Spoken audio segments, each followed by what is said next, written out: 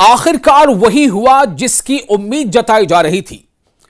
Donald Trump का रुख और यूके का अपना ऐलान, ये तमाम चीजें मिलकर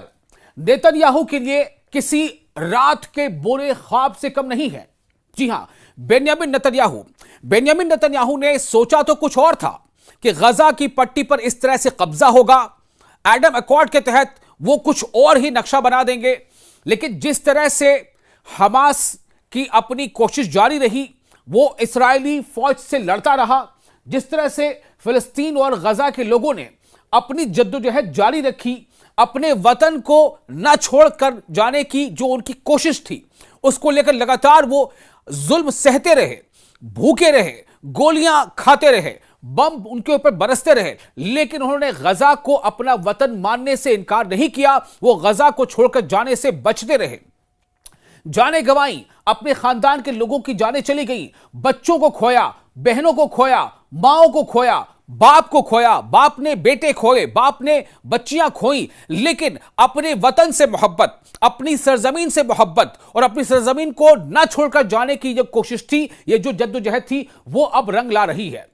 और अब आलम यह है कि जिस सऊदी अरब के बारे में हम ये सोच रहे थे, दुनिया ये सोच रही थी कि सऊदी अरब इस मामले पर आखिर अलग थलग क्यों है, क्यों सऊदी अरब दर पर्दा इसराइल की हिमायत कर रहा है, सवाल ये हो रहे थे। लेकिन जो बड़ी बात है वो ये है कि खुद सऊदी अरब और फ्रांस के प्रपोजल पर, इनकी पहल पर अब दुनिया के एक बड़े लेवल पर जो अब कॉन्फ्रेंसेस हो रही है, उस पर लगभग कई ममालिक ने, जिसमें खुद ब्रिटेन का भी नाम शामिल है, ब्राजील का नाम शामिल है और माल्टा, कई ऐसे ममालिक हैं जिन्होंने कह दिया है कि फिलिस्तीन को रियासत तस्लीम करना ही होगा। यानी 2 स्टेट थ्योरी जो है उसे नाफिजुल अमल होना चाहिए। इजराइल एक अलग स्टेट, एक अलग मुल्क, और फिलिस्तीन भी एक अलग स्टेट, अलग मुल्क। यह कहीं ना कहीं बहुत बड़ी कामयाबी है और इस कामयाबी के पीछे एक बड़ा जो हम कह सकते हैं फैक्टर और जो बड़ी वजह है, वो अब ऐसा लग रहा है कि सऊदी अरब है। एक तरफ ईरान ने जिस तरह से इस्राएल के खिलाफ ईरान नबरद आजमा हुआ और फलस्तीनियों के हक में, गजा के हक में उसने आवाज बुलंद की, और ये जो गजा के लोगों की अपनी जद्दोजहद थी और उस जद्दोजहद को, चाहे वो फ्लातिला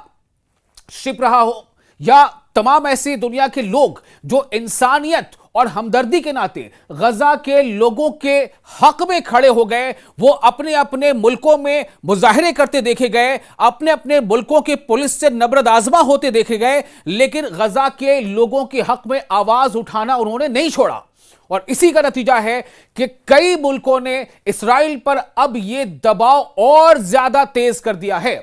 वजारत खारजा के तर्जुमान गो जियाकोन, जी हां, मैं किसकी बात कर रहा हूं,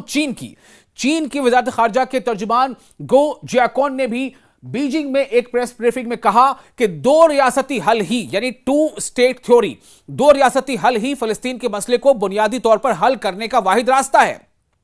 उन्होंने यह बयान उस वक्त दिया जब मंगल को अक़वाम मुत्तहिदा की एक कॉन्फ्रेंस में न्यूयॉर्क डिक्लेरेशन के इजरा पर तबसरा करने के लिए कहा गया। चूंकि जो न्यूयॉर्क डिक्लेरेशन है उसमें कई ममालिक के लोगों ने अपनी नुमाइंदगी की है, जो 2 रियासती हल के लिए गैर मुतज़लज़ल हिमायत को यकीनी बनाता है। चीन 2 रियासती हल पर अक़वाम मुत्तहिदा की आला सतही बैनुल अक़वामी कॉन्फ्रेंस की हिमायत करता है और सऊदी अरब और फ्रांस की कोशिशों को सराहता है। यहां पर वही बात सामने आई जो मैंने पहले आपसे कहा था। क्या कहा उन्होंने? जो चीन के जो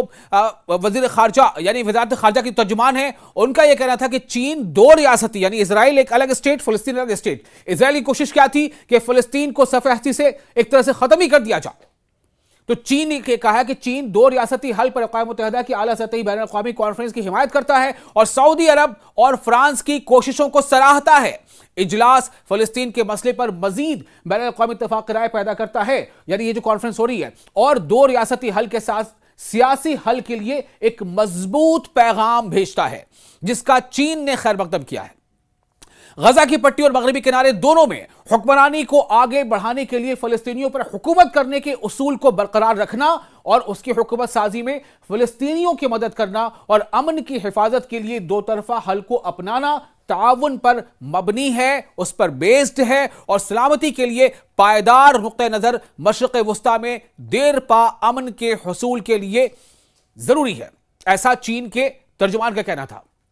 उन्होंने आगे यह भी कहा कि चीन का ख्याल यह है कि फलस्तीन का मसला मशरिक़ वस्ता के मसले का मरकज है। दो रियासती हल यानी टू स्टेट थ्योरी, दो रियासती हल ही मसले फलस्तीन से निकलने का वाहिद रास्ता है। हम गजा में लड़ाई के खात्मे, इंसानी बहरान को कम करने, दो रियासती हल पर अमल दरामद और बिल आखिर जामे मुनसिफाना और आखिरी हल के लिए आलमी बिरादरी के साथ मिलकर काम करने के लिए तैयार है। सबसे बड़ी बात हमारे सामने यह आ रही है कि सऊदी अरब ने जिस बड़े बड़े पोस्टर ने इजराइल में कई जगहों पर यह माहौल बना दिया था कि सऊदी अरब की मदद से, चूंकि देखिए जितने मुस्लिम मालिक उनमें से सऊदी अरब एक बड़ा अमीर मुल्क है, उसकी काफी जो है अपना एक असर है, तो सऊदी अरब को कहने की कोशिश ये थी कि सऊदी अरब को मनाकर इस्राइल अपने मकासद में कामयाबी हासिल करना चाहता था। लेकिन सऊदी अरब इस बात पर अड़ गया कि जब तक फिलिस्तीन को एक अलग मुल्क, एक स्टेट तस्लीम नहीं किया जाता, तब तक इस्राइल को भी हम एक स्टेट तस्लीम नहीं करेंगे। और सऊदी अरब की यह कोशिश, ये सिफारती कोशिश अब रंग ला रही है और चीन ने भी इसको एडमिट किया कि सऊदी अरब और फ्रांस ने जो कोशिशें की हैं फिलिस्तीन के लिए वो काबिल तारीफ है। अब आपको बताते हैं कि मगरबी किनारे में हालात कैसे हैं। मगरबी किनारे के शहर राम अल्लाह में मकामी लोगों ने बुध के रोज बरतानिया के वजीर आजम कीर स्टार्मर के उस ऐलान का खैर मकदम किया कि बरतानिया फिलिस्तीन रियासत को तस्लीम कर सकता है। और उन्होंने यानी कि बरतानिया ने बाकायदा ऐलान कर दिया कि सितंबर में हम यानी ब्रिटेन ने कहा कि सितंबर में हम फिलिस्तीन को एक अलग रियासत के तौर पर तस्लीम कर लेंगे। इसका रमल्ला में खासतौर से फिलिस्तीनियों ने इस ऐलान का, यानी ब्रिटेन के इस ऐलान का खैर मकदम किया है। स्टार्मर ने मंगल को कहा कि बरतानिया सितंबर में फिलिस्तीनी रियासत को तस्लीम कर लेगा जब तक कि इस्राइल गजा में जंग बंदी पर राजी नहीं होता,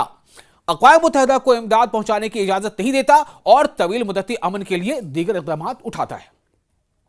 फिलिस्तीनी वजीर खारजा के सियासी मुशीर अहमद अलदीक ने कहा कि वजारत इस ऐलान को फिलिस्तीनी अवाम के साथ होने वाली तारीखी नाइंसाफी को दूर करने की शुरुआत के तौर पर समझती है। यानी फिलिस्तीनी अथॉरिटी भी इस बात से खुश है, वो मुतमईन है कि जो यूके ने यानी कि ब्रिटेन ने, बरतानिया ने जो ऐलान किया वो कहने कहीं फिलिस्तीनियों के हक में है। उन्होंने मजीद कहा कि बरतानिया ने तारीख के दाईं जानिब खड़े होने का इंतखाब किया है, ताहम दूसरों ने तनकीद की कि बरतानिया को तस्लीम करना मशरूत था सिर्फ इस सूरत में जब इसराइल गजा में अपनी जंग को खत्म करने और एक तवील मुद्दती अमन माहदे को हासिल करने के अज़्म का मुजाहरा नहीं करता है। फिलिस्तीन नेशनल इंस्टीट्यूट पॉलिटिकल पार्टी के जनरल सेक्रेटरी मुस्तफा बरगूती ने कहा है कि यह गैर मशरूत होना चाहिए, यानी कि जो कुछ भी ब्रिटेन कह रहा है उसमें कोई शर्त नहीं होनी चाहिए थी, प्रोवाइडेड दैट, शर्त यह है कि यह नहीं होना चाहिए था। आप अगर फिलिस्तीन को चाहते हैं कि वो एक मुख्तलिफ और एक सेपरेट थ्योरी स्टेट है तो आप इस बात को सीधे सीधे कहिए। बहरहाल हालात अब ऐसे बन रहे हैं, जो अलग अलग ममालिक का जो अब इस पर रवैया है वो काफी कुछ बदल चुका है। अब फिलिस्तीन के हक में आवाजें बुलंद हो रही हैं और इसका सिला जाता है फिलिस्तीन के लोगों को, फिलिस्तीन के उन जद्दोजहद कारों को जो वहां लगातार जद्दोजहद कर रहे हैं, अपनी जानों को खतरे में डालते हुए भी दुनिया तक ये पैगाम पहुंचा रहे हैं, चाहे सोशल मीडिया के जरिए से चाहे जैसे भी हो, कि हम गजा के शहरी हैं, हम अपनी जमीन, अपना घर, अपना वतन छोड़कर कहीं और नहीं जाने वाले, जैसा कि दुश्मन देश हमें चाहता है कि हम चले जाएं। और यह भी काफी नहीं है, इस हकीकत के पेश नजर कि इस्राइल गजा में खौफनाक नस्लकुशी कर रहा है और इसका इर्तिकाब कर रहा है, और खौफनाक फाकाकशी के पेश नजर हमें अब जिस चीज की जरूरत है वो इस्राइल पर फौरी पाबंदियां हैं।